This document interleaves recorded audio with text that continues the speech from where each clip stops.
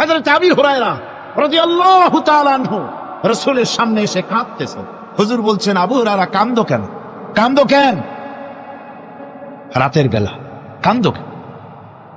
হযরত আবু হুরায়রা বলছেন, হুজুর আমাকে মা মেরেছেন। হুজুর বলছেন, মা মারলো কেন? কোন অপরাধ করেছো? কোন গোস্তাখি করেছো? আবু হুরায়রা বলছেন, না হুজুর, কোন গোস্তাখি করি নাই, তবে মারলো কেন? হযরত আবু হুরায়রা বলছেন, হুজুর আমি আপনার দরবার থেকে ফিরতে রাত হয়ে গিয়েছিল। মা জিজ্ঞেস করলেন, আবু হুরায়রা এত রাত্রে কোথায় ছিল? বললাম, আমি ছিলাম যে কদম চুমতে পারলে দুনিয়া ধন্য হয়, সেই দরবারে নববীর কদম মুবারক থেকে আসতে আমার দেরি হয়েছে।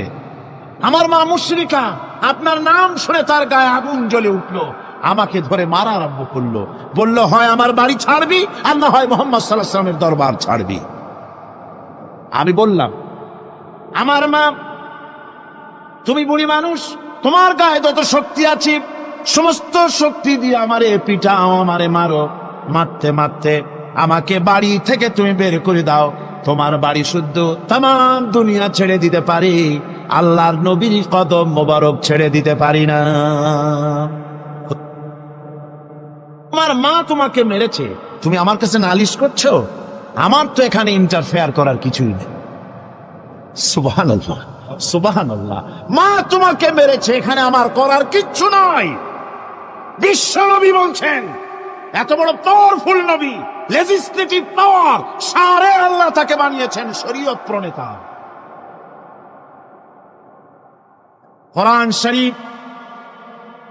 কোরআন শরীফই শুধু হালাল ও হারামের, হালাল এবং হারামের, বৈধ এবং অবৈধের সীমা রাখা শুধু কোরআনই ঠিক করেনি, রাসূলের জন্য আল্লাহ ছেড়ে দিয়েছেন। আল্লাহ রাসূলও হারাম, হালাল এবং হারামের বৈধতা অবৈধতার সীমারেখা নির্ধারণ করেছেন। এত বড় ক্ষমতা তা, এত বড় পাওয়ারফুল বিশ্বনবী, তিনি বলছেন মা মেরেছে, আমার করার কিছু নাই। চিন্তা করেন কত বড় কথা, এ কথার লোড কত। হযরত আবু হুরায়রা বলেন, ইয়া রাসূলুল্লাহ, মা মাকে মেরেছেন, আমি আল্লাহর নবীর কাছে মায়ের বিরুদ্ধে নালিশ করতে আসি নাই। বললেন, কেন এসেছো? হযরত আবু হুরায়রা বলেন, হুজুর এসেছি একটা কারণে। আমি জানি আল্লাহ নবী যদি আল্লাহর দরবারে হাত উঠায়া কোনো জিনিস বলে, আল্লাহ রাব্বুল আলামিন সঙ্গে সঙ্গে মঞ্জুর করে নেন। হুজুর আমি এসেছি, মেহেরবানি করে দোয়া করুন আমার মাকে যেন আল্লাহ হেদায়েত নসিব করে দেন। আল্লাহ নবী হাত উঁচু করে বললেন, আল্লাহুম্মা হিদি উম্মা আবি হুরায়রা, আয় আল্লাহ আমি দোয়া করি আবু হুরায়রার মাকে তুমি হেদায়েত নসিব করে দাও। রাসূলুল্লাহ দোয়া করছেন আর আবু হুরায়রা সমানে দৌড়াচ্ছেন। তিনি দৌড়াচ্ছেন, পিছন থেকে কয়েকজনে আবু হুরায়রার জামা টেনে ধরেছে, দৌড়ক। তাদের জানা আবু হুরায়রা খুব ভদ্রলোক মানুষ, কোন ঝড় ঝামেলার মধ্যে থাকে না, রাগ সাগ করে না, চিৎকার মারে না, দৌড় মারে না, এত ভদ্র শরীর, দৌড়ায় কেন? না জানি কোন বিপদ বুঝি ঘটে গেছে। পিছন থেকে জামা টেনে ধরে বলে, দৌড়াও কেন? হযরত আবু হুরায়রা জামা সাহাবীর হাত থেকে ছিনায় নিয়ে বলেন, জামা ছেড়ে দাও, আমাকে দৌড়াতে দাও। আমি দৌড়াইয়া বাড়ি যে দেখতে চাই, আমি দৌড়াই আগে আমার বাড়ি পৌঁছতে পারলাম না, আমি যাওয়ার আগে আমার আল্লাহর নবীর দোয়া আমার বাড়ি পৌঁছে গেছে, আমি এইটা দেখতে চাই। হযরত আবু হুরায়রা বাড়িতে গিয়ে দরজা নক করলেন, ভেতর থেকে আওয়াজ এলো, কে? হযরত আবু হুরায়রা বলেন, মা আমি তোমার আবু হুরায়রা ফিরে এসেছি। মা বলছেন, বাবা অপেক্ষা করো, দরজা খুলতেছি। হযরত আবু হুরায়রা বলেন, মায়ের গলার আওয়াজের ভিতরে শিরকিয়াতের কর্কশতা পেলাম না, মায়ের গলার আওয়াজের ভিতরে তাওহীদের গন্ধ পেলাম। আমার মনে হলো নবীজির নিক্ষিপ্ত তীর তার নিশানায় পৌঁছে গেছে। কিছুক্ষণ পর মা আমার বেরিয়ে এলেন, মাথা থেকে চুলের থেকে, বুড়ি মানুষ, সাদা চুলের ভিতর থেকে পানি পড়তেছে। মা বলল, বাবারে তোমারে মারার পর আমি বড় অনুতপ্ত হয়েছি, অনুশোচনা করেছি, আমি গোসল করেছি, মনে মনে ভাবলাম আমার ছেলে তো কোনো খারাপ জায়গায় যায় নাই, কেন তারে মারলাম? আমি বড় লজ্জায় পড়েছি তোমারে মেরে। ও আমার আবু হুরায়রা, আমি গোসল করেছি, পবিত্র হয়ে গেছি, জলদি করে আমাকে নিয়ে চলো বিশ্ব নবী জনাবে মুহাম্মদুর রাসূলুল্লাহর দরবারে। হযরত বাইজিদ বুস্তামি ছোট্ট বাচ্চা ছেলে, গভীর রাত্রে মা অসুস্থ, পানির পিপাসায় জেগে উঠেছেন। বাবারে, পিপাসায় শেষ হয়ে গেলাম, পানি দাও। ছেলে ঘরের ভিতরে পানি না পেয়ে বাইরে দৌড়াদৌড়ি করলেন। অনেক দূর থেকে পানি নিয়ে এসে দেখেন মা ঘুমায় গেছেন। পানি নিয়ে দাঁড়ানো পৌষ মাস, মাঘ মাসের শীতের রাত, ফজরের সময় মায়ের ঘুম ভেঙে গেল। তাকিয়ে দেখেন বাইজিদ দাঁড়ানো, হাতে পানি থরথর করে কাঁপছে। জিজ্ঞাসা করে, বাইজিদ তুমি দাঁড়ানো কেন? ছোট্ট বাচ্চা বলে, মা পানি চেয়েছিলে তুমি গভীর রাত্রে, পানি ঘরে ছিল না, অনেক দূর থেকে আনতে হয়েছে। মা বলছে, ঘুমাও নাই কেন গ্লাস ছুঁয়া? বাচ্চা বলে, ঘুমাই নাই। তুমি যদি আবার পানি চাও, সময় মতো যদি দিতে না পারি, মা তোমার কষ্ট হবে। এই জন্য ফজর পর্যন্ত আমি দাঁড়ায় আছি, কখন তুমি পানি চাও। মা হাতের থেকে পানি নিয়ে পান করলেন। বাইজিদকে বিছানার উপরে আরাম করে কম্বল দিয়ে ঘুম পড়াইয়া দিলেন। হযরতে বাইজিদের মা উযু করে ফজরের নামাজ পড়ে সিজদায় চলে গেলেন। চিৎকার মেরে কেঁদে বলেন, আমার রব, আমার আল্লাহ, আমি আমার বাইজিদের মা, আমি মা হয়ে বাইজিদের জন্য দোয়া করি। বাইজিদ আমার জন্য আজকে যা করেছে, আমি মা, আমার কলিজা ঠান্ডা হয়ে গেছে। আয় আল্লাহ, আমি বাইজিদের জন্য দোয়া করি, তুমি তাকে সুলতানুল আরিফিন বানাইয়া দিও। মঞ্জুর হয়ে গেল আল্লাহ পাকের কাছে দোয়া। আমার ভাইরা, আল্লাহ পাক বলছেন, খবরদার, আমার ইবাদতের পরে মা বাপ, আল্লাহর ইবাদতের পরে কারা? বাবা। বিশ্ব নবী জনাবে মুহাম্মদ রাসূলুল্লাহ সাল্লাল্লাহু আলাইহি ওয়াসাল্লাম মসজিদে নববীর ভিতরে বসে আছেন। এক বৃদ্ধা মহিলা মসজিদের মধ্যে প্রবেশ করলেন। হুজুর বৃদ্ধাকে দেখে দাঁড়ায় গেলেন। বিশ্ব নবী বুড়ি মেয়ে লোককে দেখে দাঁড়ায় গেলেন। আল্লাহ নবী বুড়িকে দেখে দাঁড়ালেন। বুড়ি যখন কাছে এলেন, আল্লাহর নবী নিজের গায়ের চাদর বুড়ির জন্য বিছায়া দিলেন। বুড়ি বসলেন। এরপরে কথাবার্তা সারার পর বুড়ি যখন বিদায় হবেন, হুজুর আবার দাঁড়ালেন। বুড়ি মহিলা চলে গেলেন। সাহাবায়ে কেরাম বলেন, ইয়া রাসূলুল্লাহ, কিছুই বুঝলাম না, একজন বৃদ্ধা মহিলার জন্য বিশ্ব নবী দাঁড়ান আর গায়ের চাদর বিছান, আমরা বড় আশ্চর্য হয়ে গেলাম। নবীজি বলেন, ও আমার সাহাবীরা, তোমরা জানো না এই মহিলা কি চিনতে পারো নাই? আমি আমার মায়ের দুধ আমার জীবনে কিসমতে তেমন হয় নাই, আমি আমার মায়ের দুধ তেমন কিসমতে পাই নাই। যার বুকে দুধ খেয়ে, যার কোলে কাখে চড়ে আমি বড় হয়েছি, আমার সেই দুধ মা, ইনি হযরতে হালিমাতুস সাদিয়া, আমার সেই দুধ মা। রাসূলুল্লাহ নিজে সম্মান দিয়েছেন মায়ের।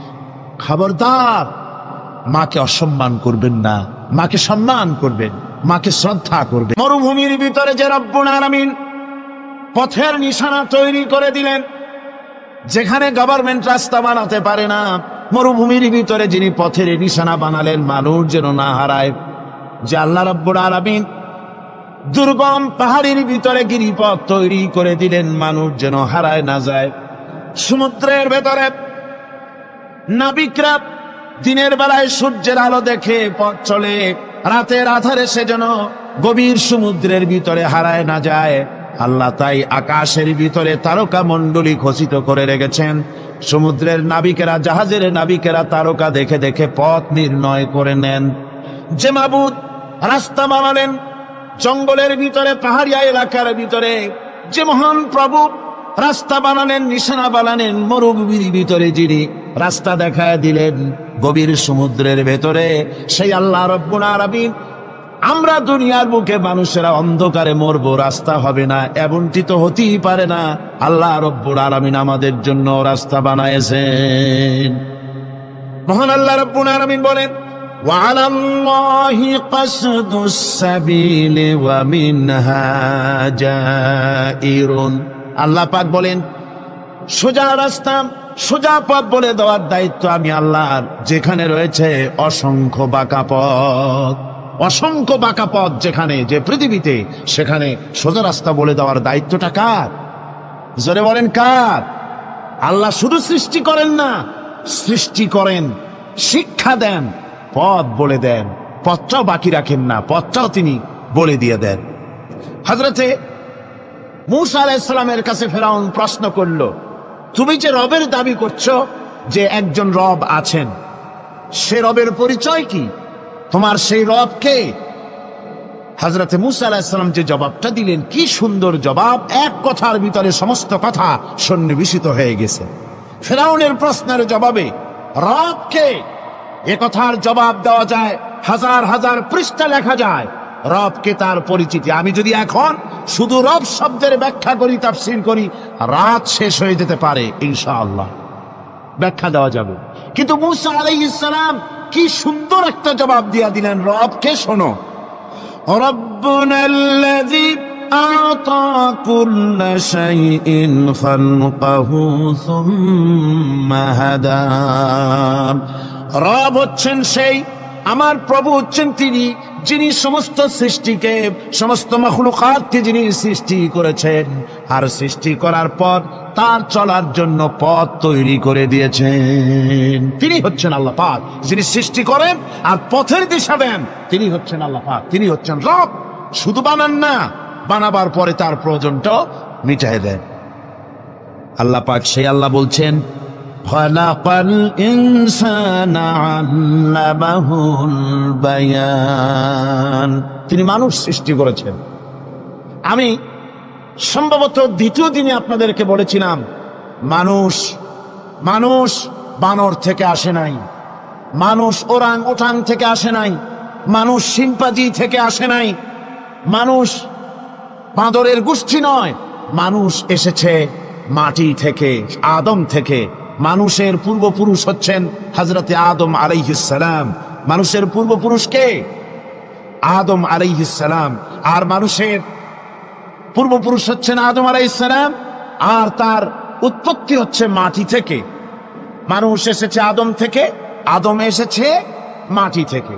এখন আল্লাহ পাক বলছেন যে আমি হচ্ছি তোমার স্রষ্টা, আমি তোমাকে বানাইছি। কোরআনে কারীমে কথা এভাবে বলছে, কাইফা তাকফুরুনা বিল্লাহি ওয়া কুনতুম আমওয়াতান ফাহিয়াকুম সুম্মা ইউমীতুকুম সুম্মা ইউহয়ীকুম সুম্মা ইলাইহি তুরজাউন। এ মানুষ, তোমরা কিভাবে কুফরি করো, অস্বীকার করো, আল্লাহর সাথে নাফরমানি করো? কিভাবে করো যে আল্লাহ তোমাকে, তুমি ছিলে মৃত্যু, তোমাকে আল্লাহ পাক জিন্দা করেছেন। সুতরাং মানুষ জন্মের পূর্বে সব মৃত্যু ছিল, একথা তো আজ বিজ্ঞানসম্মত কথা, বৈজ্ঞানিক সত্য কথা। মানুষ জন্মের আগে মৃত্যু ছিল। কিভাবে? মানুষের উৎপত্তি কোত্থেকে এলো? কোরআনে কারীম তা পরিষ্কার করে বলছে, তোমাকে কিভাবে সৃষ্টি করেছে তুমি দেখো। সন্তান মায়ের জরাইতে আসার পূর্বে সে ছিল পিতার শুক্রকীট আর মায়ের ডিম্বাণু, অর্থাৎ স্পার্মটোজন এবং ওভাম, এই দুটি জিনিসের মধ্যে সে বিভক্ত ছিল। মায়ের বক্ষপিঞ্জর এবং পিতার পৃষ্ঠদেশ থেকে সবেগে নির্গত এক ফোঁটা পানি দিয়ে আমি আল্লাহ পাক তোমাকে সৃষ্টি করেছি। কোরআনে কারীম বলছে, হাল আতা আলাল ইনসানি হিনুম মিনাদ দাহরি লাম ইয়াকুন শাইআম মাযকুরা। মানুষের জীবনে কি এমন এক সময় এসেছিল না যখন সে উল্লেখযোগ্য বিষয় বস্তু হিসাবে পরিগণিত ছিল না? তোমার নাম ছিল না, পরিচয় ছিল না, কিছুই ছিল না, দুনিয়ার কেউ তোমাকে জানতো না, শুনতো না। আমি আল্লাহ পাক তোমাকে সৃষ্টি করেছি। তুমি কোত্থেকে এলে? কোরআনে কারীম থেকে তা জেনে নাও। আল্লাহ রাব্বুল আলামিন বলেন, ইন্না খালাকনাকুম মিন তুরাবিন সুম্মা মিন নুতফাতিন সুম্মা মিন আলাকাতিন সুম্মা মিন মুদগা। আমি রব্বুল আলামিন তোমাকে সৃষ্টি করেছি, মাটির উপাদান দিয়ে তৈরি করলাম। মা বাপের, পুরুষের স্পার্মটোজন আর মহিলাদের ওভাম দুটি মিলে মায়ের গর্ভের ভিতরে নাপাক পানি ফোঁটাকে জমাট রক্তে পরিণত করে দিলাম। এই জমাট রক্তকে গোশত বানালাম, কচি কচি হাড় দিয়ে একটা বডি, একটা স্ট্রাকচার তৈরি করলাম। তারপরে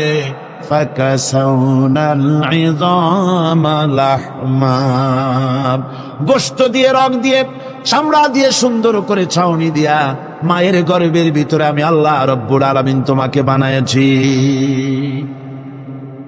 মায়ের পেটের ভিতরে ফি কারারিম মাকিন, একটি সুরক্ষিত জায়গায় তোমাকে আমি রেখে দিলাম, যেখানে কোনো রোগ, কোনো জার্ম যেখানে পৌঁছতে পারবে না, কোনো অসুবিধা হবে না। এমন একটা জায়গায়, এমন একটা ইন্টেন্সিভ কেয়ার ইউনিটের ভিতরে রেখেছি। সুবহানাল্লাহ, একটা ইন্টেন্সিভ কেয়ার ইউনিট, যেখানে কোনো রকমের কোনো জার্ম প্রবেশ করবার কোনো ক্ষমতা নাই কারো। এমন একটা যে একটা প্যাকেট, সুন্দর একটা প্যাকেট, একটা কভারের মধ্যে তোমাকে তৈরি করা হলো মায়ের পেটের মধ্যে। তারপরে আজকে তুমি কুফরি করতেছো, আজকে আমাকে অস্বীকার করছো। ওই গর্ভের ভেতরে আমি ইচ্ছে করলে রক্তের পিণ্ডের আকারে মায়ের গর্ভ থেকে আবর্ষণ করে দিতে পারতাম, দুনিয়ার মুখ দেখতে পারতে না। মায়ের পেটের ভেতর থেকে মরা সন্তান হিসাবে বের করে দিতে পারতাম, বিকলাঙ্গ করে বের করে দিতে পারতাম, পঙ্গু করে বের করতে পারতাম। পারতেন না? আল্লাহ রাব্বুল আলামিন বলেন, কেমনে বানালাম? খলাকাল ইনসান, মানুষ আমি সৃষ্টি করেছি মায়ের পেটের ভিতরে বসে। যখন ক্ষুধার উদ্রেক হলো, রুহ যখন এসে গেল, ক্ষুধা লাগলো, খাবারের প্রয়োজন হলো, আমি কেমনে খাওয়ালাম? দুনিয়ার কোনো মা বাপ, কোন নেতা, কোন ডাক্তার, কোন চিকিৎসা বিজ্ঞানী মায়ের পেটের সন্তানের খাবার সরবরাহ করতে পারে না। আল্লাহ পাক বলেন, তুমি কি খাবে? ব্যবস্থা আমি করেছি। মায়ের মাসিক অসুখকে বন্ধ করে দিয়ে মায়ের নাভির সঙ্গে তোমার নাভির সাথে তার লাগাইয়া দিয়েছি, আর ওই তারের মাধ্যমে রক্ত বের করে দিয়া মায়ের রক্ত দিয়ে তিল তিল করে তোমারে বড় করেছি। রক্তটা মুখে লাগাই নাই, মুখে লাগলে পরে নাপাক রক্ত, মুখটা নাপাক হয়ে যাবে। নাভির ভিতর দিয়ে পাস করে দিলাম, মুখটাকে পবিত্র রেখে দিলাম, যাতে করে দুনিয়ায় আসার পর আমার পবিত্র বানানো মুখখানা দিয়া এই দুনিয়ায় বসে তোমার আল্লাহর পবিত্র নামের জিকির করতে পারো। এমন সুন্দর করে মায়ের পিঠের ভিতরে তৈরি করলাম, হাত দিলাম, পা দিলাম, সুন্দর করে বানালাম, এমন নিখুঁত করে বানালাম, তাকায়া দেখো নিজের দিকে, সুন্দর করে বানালাম। এরপরে কি করলাম? সুম্মা নুখরিজুকুম তিফলা, বাচ্চার আকারে মায়ের পেট থেকে আস্তে করে বের করে নিয়ে আসলাম। সুবহানাল্লাহ, আস্তে করে মায়ের পেট থেকে নিয়ে এসেছি পৃথিবীর বুকে। পৃথিবীতে যখন আসলে তখন তোমার অবস্থাটা কি ছিল? ক্ষুধার যন্ত্রণায় যদি মরেও যেতে, কান্দা ছাড়া ভাষা নাই। ভাষা আছে? কোন হুঁশ ছিল আমাদের? কোন জ্ঞান ছিল? আল্লাহ রাব্বুল আলামিন বলেন, আল্লাহু আখরাজাকুম মিন বুতুনি উম্মাহাতিকুম লা তা'লামুনা শাইআ, মায়ের গর্ভ থেকে এমন অবস্থায় বের করে এনেছি যখন তোমার কোনো হুঁশ নাই, জ্ঞান নাই, কথা বলতে পারো না, পায়খানার ভিতরে পড়ে থাকো, ট্যা ট্যা করে কান্দা ছাড়া পথ নাই, পানির পিপাসায় গলা শুকায় যায়, কান্দা ছাড়া পথ নাই, মনের তোমার মুখের কোনো ভাষা নাই কান্না ছাড়া। আমি তোমার এমন আল্লাহ, আমি তোমার এমন স্রষ্টা, আমি তোমার এমন রব। তোমার ভাষা নাই বলে মায়ের কলিজার ভেতরে আমি তোমার প্রতি এক দুর্বিনীত মহব্বত পয়দা করে দিয়েছি। তোমার কান্না তোমার মায়ের বুকের মধ্যে শেল বিঁধে যায়। তুমি যখন কাঁদো, কান্নার আওয়াজ যখন মায়ের কানে চলে যায়, হাজারো কাজ ফেলে মা দৌড়াইয়া বাচ্চারে কোলে নেয়। কি খাবে কেউ তৈরি করে না। আল্লাহ রাব্বুল আলামিন বলে, বান্দারে, দুনিয়ায় আসার আগে তুমি কি খাবে, খাবারের বন্দোবস্ত আমি আল্লাহ করেছি, আমি এমন স্রষ্টা। তুমি দুনিয়া আসার 6 মাস আগে তোমার মায়ের বুকের ওপরে তোমার খাদ্য গরম করে আমি আল্লাহ রিজার্ভ করে রেখে দিয়েছি। সেই খাদ্য শুধু খাদ্য নয়, রোগের প্রতিষেধক, এটা ওষুধ। আজ বিজ্ঞানীরা, চিকিৎসা বিজ্ঞানীরা বলছেন, মায়ের দুধ সন্তানের খাদ্যের, মায়ের দুধের চাইতে কোনো বিকল্প কিছুই নাই। সন্তান পৃথিবীতে এলে মায়ের প্রথম দুধটা গ্রামে গঞ্জে অশিক্ষিত এলাকায় প্রথম দুধটা ফেলে দেয়। এটাকে মনে করে এটা খারাপ, এটা খাওয়াতে নাই, তাহলে ধনুষ্টঙ্কার হবে, হাবিজাবি কথা বলে। আল্লাহ দুধ বানাইছে বাচ্চার ধনুষ্টঙ্কার হওয়ার জন্য। মায়ের ওই প্রথম দুধটা হচ্ছে সন্তানের জন্য সমস্ত রোগের প্রতিষেধক। সে ছিল পেটের ভিতরে একটা কাভারের মধ্যে, ওখানে কোনো জার্ম ছিল না, কোনো রোগ জীবাণু ছিল না। ও পৃথিবীতে এসেছে যেখানে অক্সিজেনের ভেতরে জার্ম রয়েছে, বাতাসের ভিতরে জার্ম রয়েছে, যার পরিবেশটা খারাপ হয়ে আছে, মানুষের শ্বাস প্রশ্বাসে নিঃশ্বাসে হাজারো রোগ বীজাণু জীবাণু ঘুরছে, এই রকমের একটা পৃথিবীতে এসেছে। আসার পরে কচি স্বাস্থ্য, কচি শরীর, কচি হার্ট, কচি লাংস, সেটাকে প্রতিরোধ করবে কি করে? সেজন্য আল্লাহ পাক মায়ের দুধের ভিতরে সমস্ত রোগের প্রতিষেধক দিয়ে দিয়েছেন। সুবহানাল্লাহ। আজকের বিজ্ঞানীরা তা স্বীকার করেছেন। অনেক মা তার সন্তানকে দুধ দেন না নিজের শরীর স্বাস্থ্য ভালো রাখার চিন্তা করে, বাচ্চাকে দুধ খাওয়ান না। এটা অত্যন্ত নির্মম কাজ। বাচ্চাকে দুধ খাওয়ালে বাচ্চার সাথে মায়ের মহব্বত বাড়ে। ইউরোপে আমেরিকায় মাকে মা বলে ডাকে না, বাপকে শ্রদ্ধা করে না, সম্মান করে না। তার কারণ সেখানে মায়েরা তার সন্তানদেরকে কোলে নেয় না, সন্তানদেরকে ফিডার খাওয়ায়। আর আমি নিজের চোখে দেখেছি মায়েরা ইউরোপে আমেরিকায় যখন শপিং এ আসে, তখন রাস্তায় যখন আসে, তখন ওই পুশ চেয়ার গুলিতে বাচ্চাকে শোয়াইয়া বাচ্চা এভাবে পুশ চেয়ারে করে ঠেলে নিয়ে যায়, আর কুত্তার বাচ্চাগুলি কোলে করে ঘুরে বেড়ায়। কুত্তার বাচ্চা কোলে নেয়, নিজের বাচ্চা পুশ চেয়ারে করে ঠেলে। সেই জন্য মায়ের প্রতি সন্তানের মহব্বত হয় না, সন্তানেরও মায়ের প্রতি কোনো শ্রদ্ধা জাগে না। আল্লাহর কি ব্যবস্থা! মায়ের কলিজার মধ্যে মহব্বত পয়দা করে দিয়েছেন আল্লাহ পাক। মায়ের বুকের দুধের ভিতরে আল্লাহ রাব্বুল আলামিন, আল্লাহ পাক বলছেন, আমি মানুষ সৃষ্টি করেছি আর তার সমস্ত প্রয়োজন মিটিয়েছি, তার খাবারের সব প্রয়োজন মিটিয়ে দিয়েছি। দুধটাকে ঘন করি নাই হজম করতে পারবে না বলে, ওই দুধটা সামান্য পাতলা করে দিয়েছি, ওর ভিতরে সামান্য মিষ্টি দিয়েছি। দুধের বোটার ভিতরে একটা ছিদ্র দিলে, চোষা মারলে পরে অনেকগুলি দুধ বেরিয়ে এসে গলাটা আটকে যেত, তোমার কচি কণ্ঠ গলা আটকে যেত, শ্বাস করতে পারতে না। এজন্য মায়ের স্তনের বোটার ভিতরে সূক্ষ্ম সূক্ষ্ম 32টা ছিদ্র করে আস্তে করে দুধ বার করে তোমার জীবন আমি বাঁচাইছি। খলাকাল ইনসান, মানুষ সৃষ্টি করেছি আমি আল্লাহ পাক। সুতরাং যে আল্লাহ পাক এ মানুষ সৃষ্টি করলেন আর মায়ের কলিজার ভিতরে মহব্বত পয়দা করে দিলেন, সে আল্লাহ পাক বলছেন, খবরদার ওই মাকেও যেন আবার ভুলে যেও না। মাকে সম্মান করে করো, মা বাপকে মহব্বত করো, তাদেরকে শ্রদ্ধা করো। বউ পাইয়া সুন্দরী স্ত্রী পেয়ে মায়ের কথা ভুলে যেও না। অনেক সাহেব আছে মায়ের কথা ভুলে যায়, স্ত্রীর কথা অনুযায়ী মায়ের উপরে অত্যাচার করে, এরকমও বহুত আছে। আল্লাহ পাক বলছেন, শোনো, وَقَضَى رَبُّكَ أَلَّا تَعْبُدُوا إِلَّا إِيَّاهُ وَبِالْوَالِدَيْنِ إِحْسَانًا। তোমার প্রভুর পক্ষ থেকে ফয়সালা হয়েছে, চূড়ান্ত সিদ্ধান্ত হয়ে গিয়েছে, আমি আল্লাহর ইবাদতের পর তোমার মা বাপের ইহসান করবে, খেদমত করবে, তাদের জন্য উপকার করবে, তাদেরকে ভালোবাসবে। আল্লাহ রাব্বুল আলামিন বলেন, মা বাপের সঙ্গে কেমনে কথা বলবে, তাদের সাথে কিভাবে আচরণ করবে, আল্লাহ তাও শিখিয়ে দিয়েছেন। আল্লাহ পাক বলেন, ওয়ালা তাকুল লাহুমা ওয়া কুল লাহুমা কাওলান কারীমা। মা বাবার সাথে সম্মানজনক কথা বলো। ওয়া কুল লাহুমা কাওলান কারীমা, সম্মানজনক কথা বলো। মাথায় ঝাঁকি দিয়ে রাগ করে চোখ মোটা করে কথা বলো না। তুমি সন্তান, তোমার জন্য সবচাইতে বড় পীর তোমার আব্বা, তোমার আম্মা, ঠিক কিনা কর? ছেলের জন্য, মেয়ের জন্য, সন্তানের জন্য সবচাইতে বড় পীর কে? বাপ মা। এটা ভালো করে মনে রাখতে হবে। আপনার মৌলানা সাহেবদের দোয়া, পীর সাহেবদের দোয়া কবুল হতেও পারে, নাও হতে পারে, 50-50 সম্ভাবনাও আছে, আবার সম্ভাবনা নাই। কিন্তু মা বাবের দোয়া কবুল হবে 100% সিউরিটি রয়েছে। রাসূলুল্লাহ বলেছেন 3 জনের দোয়া কবুল হবে, মুস্তাজাবুদ দাওয়াত। কয়জনের দোয়া কবুল হবে?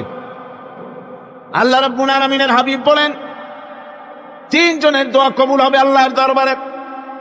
তার মধ্যে একজন হলেন মাজলুম ব্যক্তি, যে ব্যক্তি অত্যাচারিত, যে ব্যক্তি মুসাফির, প্রবাসী, তার দোয়া কবুল হবে। আর মা বাপ যদি সন্তানের জন্য দোয়া করে, ওই দোয়া আল্লাহ রব্বুল আলামিনের দরবারে মঞ্জুর হয়ে যায়। আল্লাহ রব্বুল আলামিন মা বাপ সম্পর্কে বলেন, মা বাবের জন্য আমার কাছে দোয়া করবি বান্দারা, আমার কাছে দোয়া করবি। দোয়াটা আল্লাহ পাক শিখাচ্ছেন, রব্বিরহামহুমা কামা রব্বায়ানি সাগীরা। পড়েন সবাই, রব্বিরহামহুমা কামা রব্বায়ানি সাগীরা। একটু জিকির করেন, লা ইলাহা ইল্লাল্লাহ। আমার ভাইরা, আল্লাহ পাক শিখাচ্ছেন, বান্দা তোর মা বাপের জন্য আমার কাছে দোয়া কর। আয় আল্লাহ, আয় রব, আয় আমার প্রভু, আমার মা বাপ যেমন ছোটবেলায় আমাকে স্নেহের কোলে লালন পালন করেছে, আয় আমার আল্লাহ তুমি আমার মা বাপকে তোমার রহমতের কোলে লালন পালন করো। আল্লাহ শিখাই দিয়েছেন। আমার ভাইরা, প্রত্যেক নামাজের পরে এই দোয়াটা ভুলে যাবেন না। ভুলে যাবেন? ভুলে যাবেন? আমার ভাইরা, আমার বোনেরা, সবাই প্রত্যেক নামাজের পরে পড়বেন, রব্বিরহামহুমা কামা রব্বায়ানি সাগীরা। এই দোয়া করতে কেউ ভুলে যাবেন না। আল্লাহ রাব্বুল আলামিন বলে, বান্দারে, ওয়া ওয়াসাইনাল ইনসানা বিওয়ালিদাইহি ইহসানা হামালাতুহু উম্মুহু কুরহা ওয়া ওয়াদাতুহু কুরহা।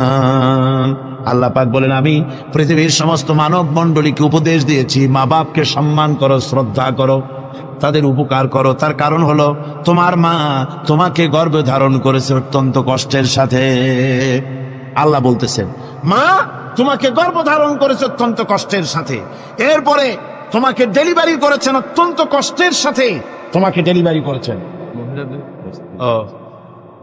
আমার ভাইয়েরা, জনাব অধ্যাপক মফিজুর রহমান সাহেব আমাকে বলছেন যে মাহফিলের চতুর্দিকে ওনাদের কাছে রিপোর্ট এসেছে এক শ্বাসরুদ্ধকর পরিবেশ সৃষ্টি হয়ে গিয়েছে। মহিলাদের ভেতরে 3 জন নাকি সেন্সলেস হয়ে পড়েছেন, এত প্রচন্ড ভিড় হয়েছে সেখানে। আপনারা দোয়া করুন আল্লাহ যেন এই মাহফিলকে সুন্দর রূপে পরিচালিত করে দেন, রহমতের হাওয়া যেন বহায় দেন। জোরে কোন আমিন, আরো জোরে কোন আমিন। আমি দেখতে পাচ্ছি আপনারা ঠাসাঠাসি করে বসেছেন, তারপরেও আল্লাহ পাক কোরআন শরীফে বলেছেন, তোমরা যদি অপর ভাইকে একটু জায়গা করে দাও, নিজের জায়গা কম করে, আল্লাহ বেহেশতের মধ্যে তোমার জায়গা বাড়াই দেবেন। আল্লাহ পাক কোরআন শরীফে বলেছেন। আমি সমস্ত মুসলমান একজনও দাঁড়াবেন না, একবার দাঁড়াবেন না। বসা অবস্থায় আপনারা সামনের দিকে চেপে আসেন, এই মঞ্চের দিকে বসা অবস্থায় সমস্ত মানুষ নড়ে চড়ে বসেন, হরকতে বরকত হবে, নড়ে চড়ে বসেন। আর এই ফাঁকে দাঁড়াবেন না, হবে না। বসা অবস্থায় মঞ্চের দিকে চেপে আসেন আর জোরে সোরে মহব্বতের সাথে জিকির করেন, লা ইলাহা ইল্লাল্লাহ, লা ইলাহা ইল্লাল্লাহ, লা ইলাহা ইলাহা ইল্লাল্লাহ, লা ইলাহা ইল্লাল্লাহ, লা ইলাহা ইল্লাল্লাহ।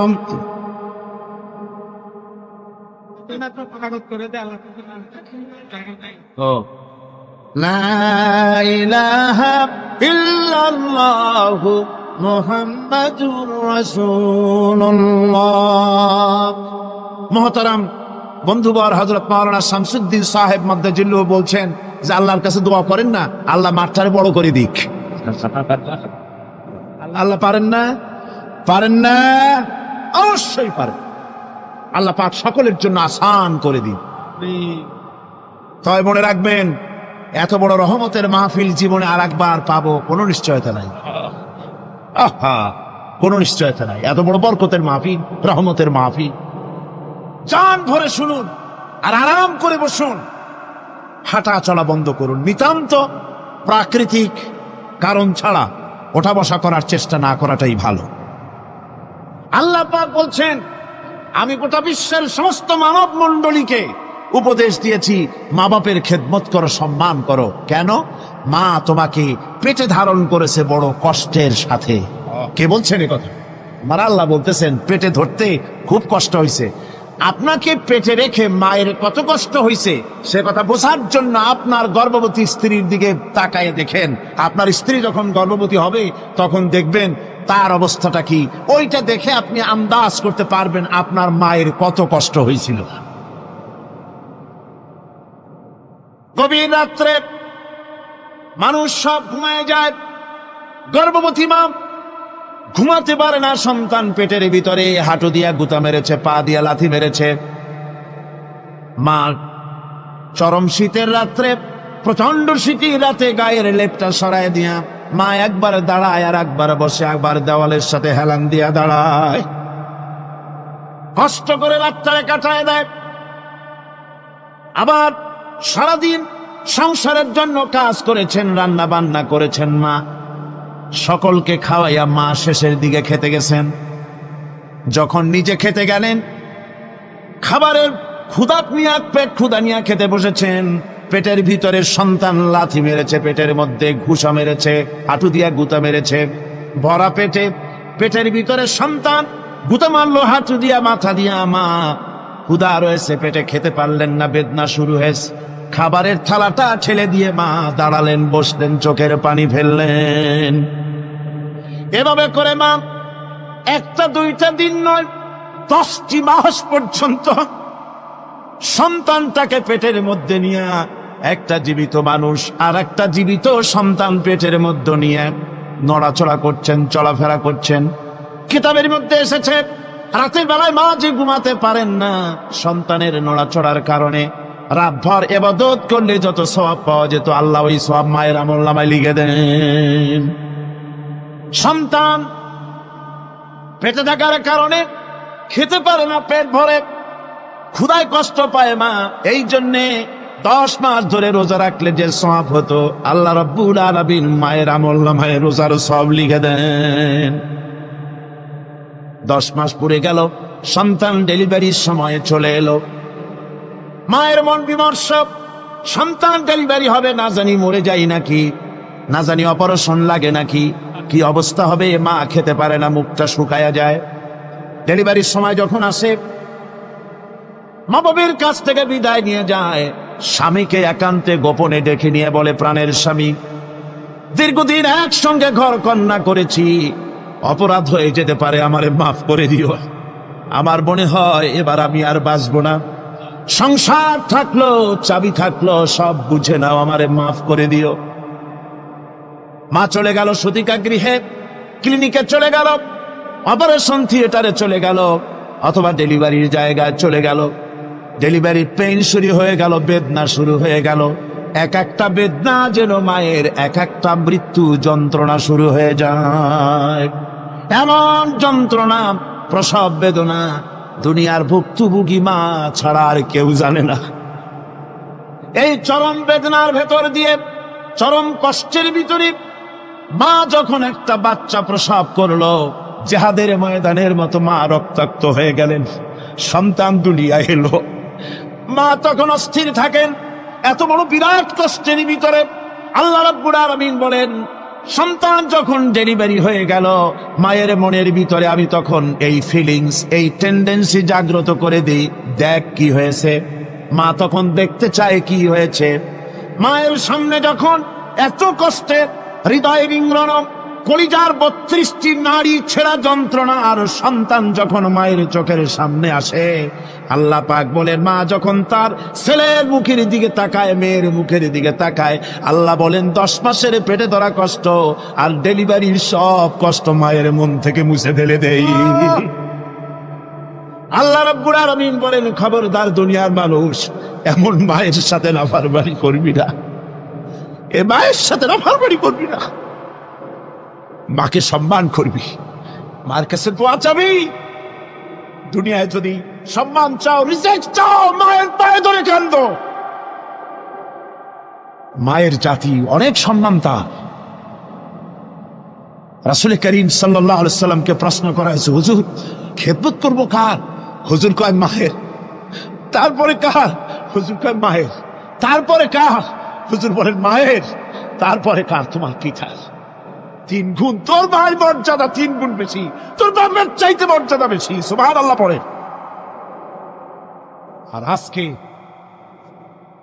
ইসলামের শত্রুরা তারা বলে যে ইসলাম নারীর অধিকার আদায় করে নাই। নারীর অধিকার ইসলাম দেয় নাই তো কে দিয়েছে? আমার বন্ধুগণ, বিশ্বনবী জনাবে মুহাম্মদ রাসূলুল্লাহ সাল্লাল্লাহু আলাইহি ওয়াসাল্লাম মসজিদে নববীর ভিতরে বসে আছেন। এক বৃদ্ধা মহিলা মসজিদের মধ্যে প্রবেশ করলেন। হুজুর বৃদ্ধাকে দেখে দাঁড়ায় গেলেন, বিশ্ব নবী বুড়ি মেয়ে লোককে দেখে দাঁড়ায় গেলেন। আল্লাহ নবী বুড়িকে দেখে দাঁড়ালেন। বুড়ি যখন কাছে এলেন, আল্লাহর নবী নিজের গায়ের চাদর বুড়ির জন্য বিছায়া দিলেন। বুড়ি বসলেন। এরপরে কথাবার্তা সারার পর বুড়ি যখন বিদায় হবেন, হুজুর আবার দাঁড়ালেন। বুড়ি মহিলা চলে গেলেন। সাহাবায়ে কেরাম বলেন, ইয়া রাসূলুল্লাহ, কিছুই বুঝলাম না, একজন বৃদ্ধা মহিলার জন্য বিশ্ব নবী দাঁড়ান আর গায়ের চাদর বিছান, আমরা বড় আশ্চর্য হয়ে গেলাম। নবীজি বলেন, ও আমার সাহাবীরা, তোমরা জানো না এই মহিলা কি চিনতে পারো নাই? আমি আমার মায়ের দুধ আমার জীবনে কিসমতে তেমন হয় নাই, আমি আমার মায়ের দুধ তেমন কিসমতে পাই নাই। যার বুকে দুধ খেয়ে, যার কোলে কাখে চড়ে আমি বড় হয়েছি, আমার সেই দুধ মা, ইনি হযরতে হালিমাতুস সাদিয়া, আমার সেই দুধ মা। রাসূলুল্লাহ নিজে সম্মান দিয়েছেন মায়ের। খবরদার, মাকে অসম্মান করবেন না, মাকে সম্মান করবেন, মাকে শ্রদ্ধা করবেন। আমার বন্ধুগণ, আলেম ওলামা পীর বুজুর্গদের জন্য হাদিয়া তো দেন, আপনারা কোনো নিষেধ নাই, দেন। হাদিয়া দেওয়াও সুন্নত, নেওয়াও সুন্নত, দিবেন, আমি কোনো নিষেধ করি না। কিন্তু আমি বলতে চাই, পীর বুজুর্গদের কাছে, আলেম ওলামাদের কাছে হাদিয়া দিয়া আল্লাহরে যত না খুশি করতে পারবেন, এই ডালিম বেদানার মৌসুমে বেদানা একটা ভেঙে নিজ হাতে যদি ভাইয়ের মুখে তুলে দেন, আল্লাহর আরশ খুশি হয়ে যাবে, আল্লাহর আরশ আজিম খুশি হয়ে যাবে, আল্লাহ পাক খুশি হয়ে যাবেন। মায়েরে খাওয়াও, বাপকে খাওয়াও, তোমার সবচেয়ে বড় পীর তিনি। সুবহানাল্লাহ পড়ে, সুবহানাল্লাহ। মা বাপ যদি একটু দোয়া করে দেয়, তোমার জিন্দেগির কাম শেষ। একটু বদদোয়া করলে জাহান্নামে যাবা। কোন পীর সাহেব বদদোয়া করলে জাহান্নামে যাবে এমন কথা নয়, কোন মওলানা বদদোয়া করলে দোজখে যাবে এমন কথা নয়। রাসূল বলেছেন, হুমা জান্নাতুকা ওয়া নারুকা, মা বাপ তোমার বেহেশত, মা বাপ তোমার জাহান্নাম। মা বাপ যদি অসন্তুষ্ট হয়, দোজখে যাবি, আর মা বাপ যদি খুশি, আল্লাহর জান্নাতে চলে যাবি। সুবহানাল্লাহ, সুবহানাল্লাহ, সুবহানাল্লাহ। মায়ের পায়ের তলে তোর বেহেশত। আমরা পুরুষ, আমাদের গত বছরও বলেছি, আমরা পুরুষ, আমাদের পায়ের তলে জুতা। আমাদের পায়ের তলে কি? শুধু জুতা। আর আমার মা, আমার মায়ের জাতি যারা এই প্যান্ডেলে বসে আছেন, আমার মায়েরা, বোনেরা, মায়ের জাতি যারা পৃথিবীতে, মায়ের জাতি পায়ের তলে আল্লাহর বেহেশত। সুবহানাল্লাহ। নারীর মর্যাদা ইসলাম দেয় নাই, কে দিয়েছে? আল্লাহ দিয়েছেন, আল্লাহর রাসূল দিয়েছেন। আমার বন্ধুগণ, হযরত বায়জিদ বুস্তামি, ছোট্ট বাচ্চা ছেলে, গভীর রাত্রে মা অসুস্থ, পানির পিপাসায় জেগে উঠেছেন। বাবারে, পিপাসায় শেষ হয়ে গেলাম, পানি দাও। ছেলে ঘরের ভিতরে পানি না পেয়ে বাইরে দৌড়াদৌড়ি করলেন। অনেক দূর থেকে পানি নিয়ে এসে দেখেন মা ঘুমায় গেছেন। পানি নিয়ে দাঁড়ানো পৌষ মাস, মাঘ মাসের শীতের রাত, ফজরের সময় মায়ের ঘুম ভেঙে গেল। তাকিয়ে দেখেন বাইজিদ দাঁড়ানো, হাতে পানি থরথর করে কাঁপছে। জিজ্ঞাসা করে, বাইজিদ তুমি দাঁড়ানো কেন? ছোট্ট বাচ্চা বলে, মা পানি চেয়েছিলে তুমি গভীর রাত্রে, পানি ঘরে ছিল না, অনেক দূর থেকে আনতে হয়েছে। মা বলছে, ঘুমাও নাই কেন গ্লাস ছুঁয়া? বাচ্চা বলে, ঘুমাই নাই। তুমি যদি আবার পানি চাও, সময় মতো যদি দিতে না পারি, মা তোমার কষ্ট হবে। এই জন্য ফজর পর্যন্ত আমি দাঁড়ায় আছি, কখন তুমি পানি চাও। মা হাতের থেকে পানি নিয়ে পান করলেন।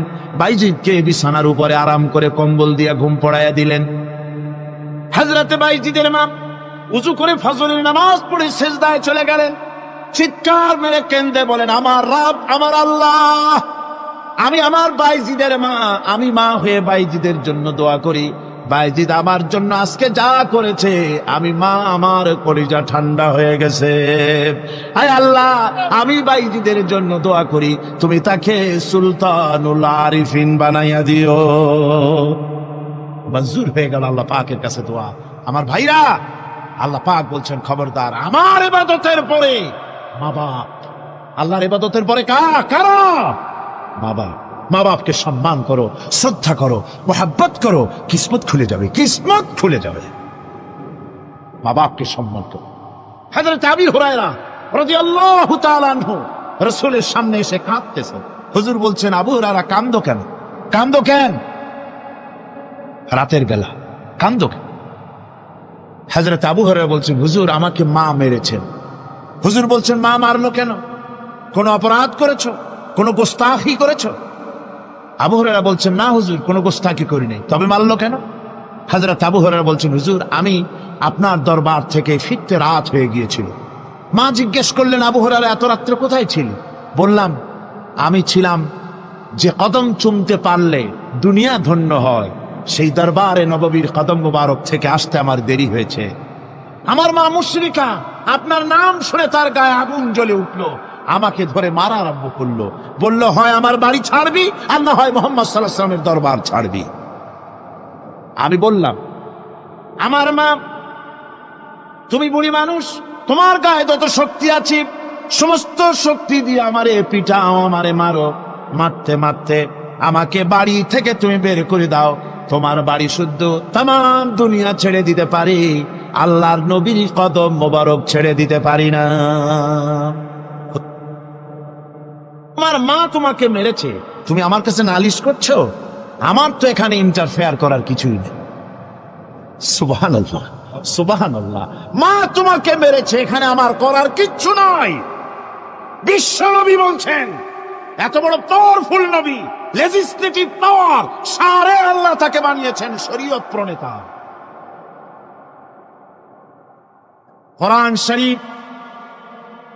কোরআন শরীফই শুধু হালাল ও হারামের,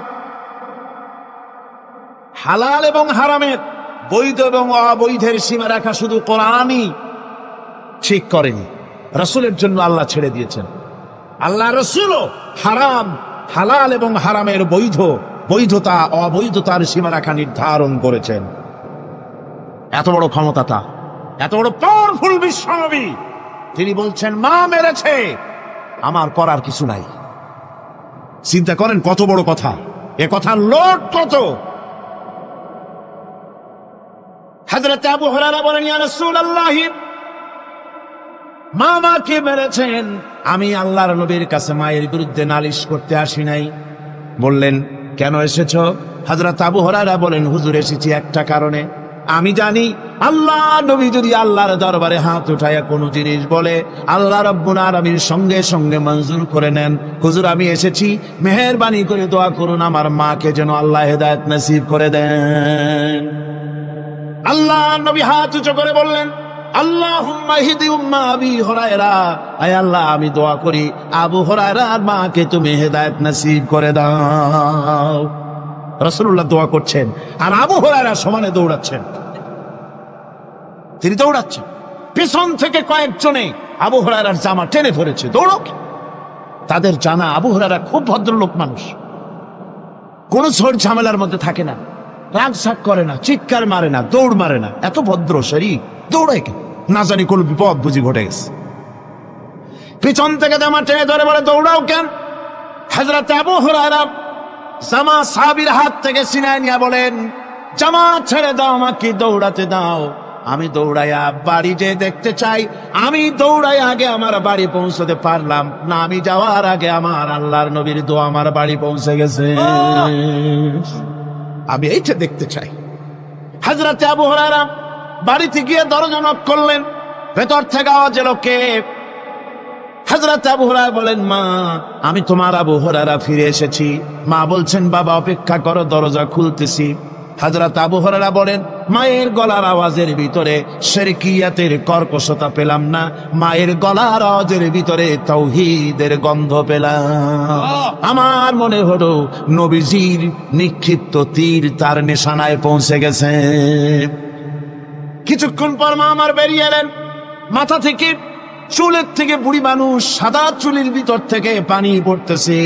মা বলল, বাবারে তোমারে মারার পর আমি বড় অনুতপ্ত হয়েছি, অনুশোচনা করেছি, আমি গোসল করেছি, মনে মনে ভাবলাম আমার ছেলে তো কোনো খারাপ জায়গায় যায় নাই, কেন তারে মারলাম? আমি বড় লজ্জায় পড়েছি তোমারে মেরে। ও আমার আবু হুরায়রা, আমি গোসল করেছি, পবিত্র হয়ে গেছি, জলদি করে আমাকে নিয়ে চলো বিশ্ব নবী জনাবে মুহাম্মদুর রাসূলুল্লাহর দরবারে। হযরতে আবু হুরায়রার মা ঘোষণা করলেন, আশহাদু আল্লা ইলাহা ইল্লাল্লাহু ওয়াহদাহু লা শারীকা লাহু ওয়া আশহাদু আন্না মুহাম্মাদান আবদুহু ওয়া রাসূলুহু। আমার ভাইরা, মা বাপ সবচেয়ে সম্মানের জিনিস। আল্লাহর ইবাদতের পরই মা বাপের খেদমত করতে হবে। আল্লাহ পাক বলছেন, বান্দারে দেখ, মায়ের পেট থেকে আনলাম, মায়ের বুকের মধ্যে মহব্বত পয়দা করলাম, এত মহব্বত দিলাম তোর উপরে, যে কোনো বিদেশে যান, যেখানে যান, বাড়িতে ফিরলে পরে সকলে, ছেলে মেয়ে ভাই বোন সবাই দেখবে সুটকেসে আমার জন্য আনছে কি। সবাই চিন্তা করবে আমার জন্য কি এনেছে। একমাত্র মা সন্তানের মুখের দিকে তাকাবে কখন খাইছে সে। সুবহানাল্লাহ, সুবহানাল্লাহ। আমার বাসার মুখখানা শুকনা, তুই বুঝি আজকে কিছু খাইস নাই। বিদেশে যেসব সন্তান থাকে, মা কাটা কবুতরের মতো ছটফট করে।